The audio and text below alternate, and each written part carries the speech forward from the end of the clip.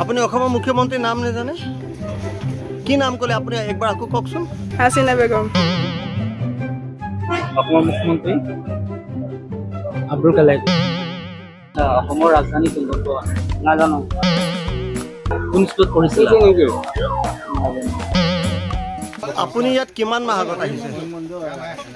4 মাহ হৈছে। 4 মাহ হৈছে। আপোনাৰ স্বামী ক'ত আছে?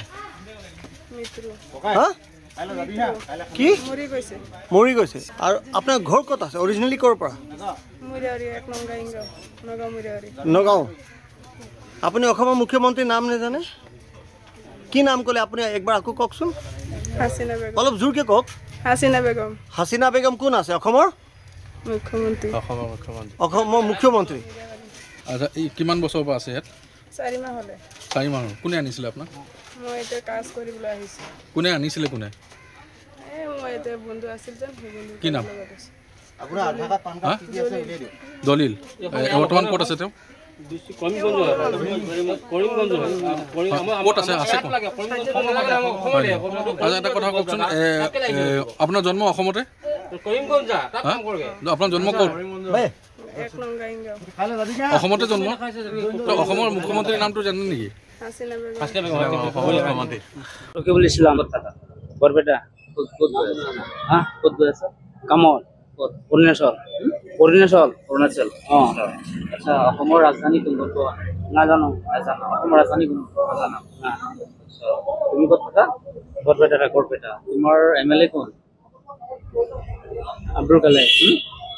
MP কোন? নাজানো। অসমৰ মুখ্যমন্ত্ৰী আব্দুল কালাম। নাজানো এইটো।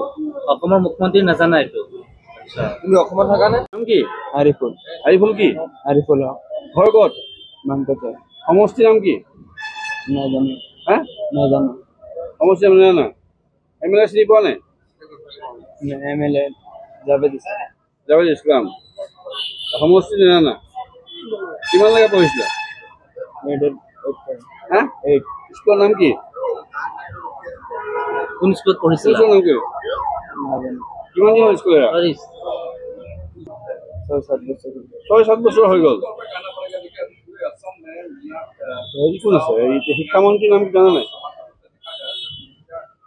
মুখ্যমন্ত্ৰীৰ নাম জানা নাই? মুখ্যমন্ত্ৰী জানা? কি নাম? হেমন্ত বিশ্ব শৰ্মা।